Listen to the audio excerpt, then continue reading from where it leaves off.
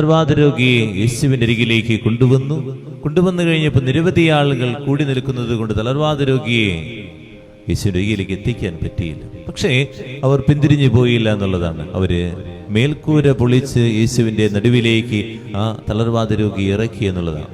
ദൈവസന്നിധിയിൽ നമ്മൾ എടുക്കുന്ന റിസ്കുകൾ ദൈവം പരിഗണിക്കുമെന്നുള്ളതാണ് മനസ്സിലാക്കേണ്ടത്.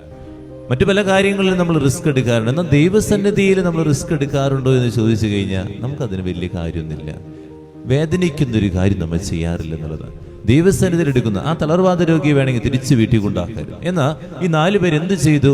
റിസ്ക് എടുക്കുകയാണ്. അത് മുകളിലൂടെ താഴത്തേക്ക് ഇറക്കി. ആ റിസ്കിനെയാണ് ദൈവം പരിഗണിച്ചെന്നുള്ളതാണ്. നമ്മൾ ഇതുപോലെ ദൈവസന്നിധിയിൽ എന്തെങ്കിലുമൊക്കെ റിസ്കുകൾ എടുക്കുന്നുണ്ട് എന്നുള്ളതാണ്. ഇന്ന് പരീക്ഷയായിരിക്കും. പരീക്ഷയുടെ ദിവസം ഇപ്പോൾ വേണമെങ്കിൽ ഇരുന്ന് നന്നായിട്ട് പഠിക്കാം, പക്ഷേ അത് മാറ്റിവെച്ച് ദൈവസന്നിധിയിലേക്ക് കടന്നു വരിക, റിസ്ക് എടുത്ത് കടന്നു വരിക. അതുപോലെ മക്കളെയും അതുപോലെ ഭർത്താവിനെയും ഒക്കെ ജോലിക്ക് വിടണം. രാവിലെ ഇത്തിരി നേരത്തെ എഴുന്നേറ്റ് പാചകമൊക്കെ ചെയ്ത് കുർബാനയ്ക്ക് വരുന്നു ഒരു അമ്മ, അത് റിസ്ക്കാണ്. അതുപോലെ തന്നെ കുടുംബത്തിലെ കുറേയേറെ കുറ്റപ്പെടുത്തലുകൾ ഇങ്ങനെ കേട്ടുകൊണ്ടിരിക്കുക. ആ സമയത്ത് കുടുംബത്തിന് സമാധാനത്തിന് വേണ്ടി ശാന്തമാകുന്നു, ഒരു റിസ്ക് എടുക്കുക. എന്നെ തന്നെ നിയന്ത്രിച്ച് ഞാൻ റിസ്ക് എടുക്കുക.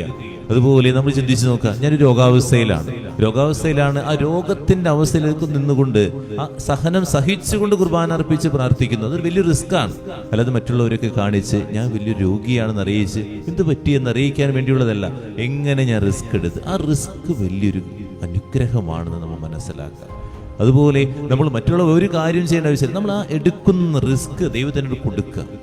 ദൈവമേ, അത് മെഴുകുതിരി കത്തിക്കുന്നതോ അല്ലെങ്കിൽ മറ്റുള്ള കുറേ കാര്യങ്ങൾ നേരാമെന്ന് പറയുന്നത് ഒന്നല്ല, നമ്മൾ ചെയ്യേണ്ടെന്നല്ല പറഞ്ഞത്. പക്ഷേ ഇതുപോലെ നമ്മൾ അനുഭവിക്കുന്ന സഹനത്തെ റിസ്ക് ആയിട്ട് എടുത്ത് ദൈവത്തിന് സമർപ്പിച്ചുകൊണ്ട് ബലിയർപ്പിച്ചു നോക്കി, അതാണ് ദൈവാനുഗ്രഹം നിറയ്ക്കുന്ന കാര്യമായിട്ട് മാറുക. പ്രാർത്ഥിക്കാം, ധ്യാനിക്കാം.